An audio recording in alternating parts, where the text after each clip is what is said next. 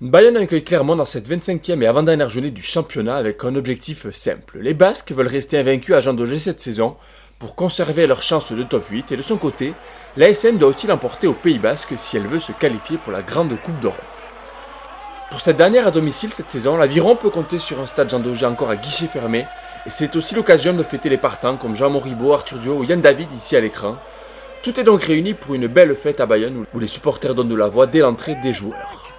Pourtant, c'est Clermont qui va dominer ce début de match. Si Bayonne mène 3-0 grâce à une pénalité de Camille Lopez à la 10e minute, sur cette possession près de l'embut adverse, les jaunards font l'effort et Fritz Lee en force marque le premier essai du match.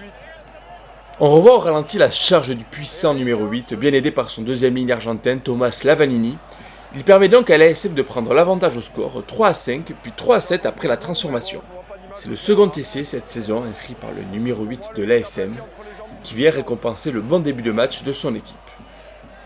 Clermont fait la course en tête dans ce match et a viré devant à la pause 6-10 puisque Camille Lopez a passé une pénalité à la 36e à laquelle Jules Plisson a répondu dans le temps additionnel de la première période et les visiteurs ne s'arrêtent pas là pour autant.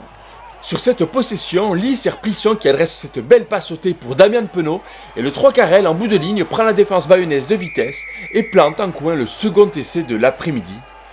Il permet surtout à son équipe de faire un premier break au score puisque l'ASM compte 9 points d'avance, 6-15. On revoit cet essai au ralenti avec Jono qui sert Plisson puis la charge de Moala que Yard met du temps à arrêter. Le ballon sort vite du ruck, Fritz Lee joue les demi de mêlée et envoie le ballon petit côté, la belle passe de Plisson et Damien Penaud qui termine le travail. Mené de 12 points à 12 minutes de la fin du match, Bayonne est bien mal embarqué dans cette rencontre, mais les Basques ont souvent renversé des montagnes cette saison. Sur cette action, ils ont une touche à jouer dans les 22 mètres adverses. Thorsten van Jaarsveld trouve côté Mikotadze dans les airs. Un ballon porté se met en place, il avance, se décale sur la touche, mais Thorsten van Jaarsveld plonge à temps et marque l'essai de l'espoir en coin. On revoit au ralenti ce ballon porté avec l'effort de Jean Moribaud et le talonneur Namibien qui aplatit bien dans les limites du terrain. Cet essai qui ne sera pas transformé permet à l'Aviron de revenir à 7 points de Clermont. D'autant que l'ASM va jouer en infériorité numérique puisqu'Étienne Fourcade, coupable d'avoir écoulé le ballon porté, reçoit un carton jaune. 7 minutes plus tard, nouvelle possession pour Bayonne dans les 22 mètres de Clermont avec une touche. Van Jaarsveld au lancer, Mikotadze à la réception et c'est encore un ballon porté qui s'enclenche. Les Clermontois défendent bien, donc le talonneur de Bayonne décide de partir avec le ballon. Il est plaqué par Anthony Bello. Les visiteurs ralentissent la sortie du ballon, Maxime Magenot est chahuté, il faut reconstruire. Uzer Kassiem est servi par Quentin Béthune, nouveau point de fixation. Baptiste Egui et côté Mikotadze en rajoute une couche. C'est ensuite le puissant Tevita Tatafou qui s'empare de la balle, il reste au moins de 5 mètres à parcourir. Thomas Lavanini se met à la faute au sol, avantage en cours indique M. Blasco Baquet. Moribaud fait un temps de jeu supplémentaire.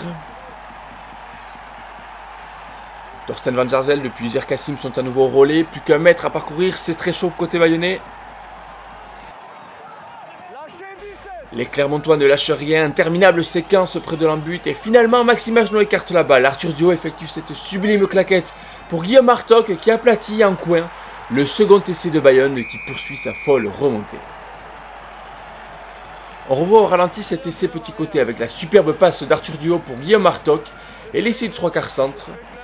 En coin, après avoir raté la transformation précédente, Camille Lopez ne tremble pas et va passer ce coup de pied qui permet aux Basques de revenir à égalité, 18 partout. Il reste une action à jouer, le chronomètre affiche la 80e minute et Bayonne a une mêlée à jouer dans les 40 mètres adverses. Le pack de l'Aviron fait l'effort, la mêlée s'écroule et M. Blasco Baquet tend le bras, avantage en cours pour Bayonne. Les locaux lancent une offensive sur la gauche, l'action ne donne rien et M. Blasco Baquet revient à la pénalité pour les locaux sur cette mêlée. Camille Lopez demande les poteaux et l'ouvreur à la balle de match au bout du pied. Comme face à Paris, le numéro 10 s'élance et après la sirène passe la pénalité de la victoire. Explosion de joie à Jean Daugé, Bayonne s'impose face à Clermont, 21-18.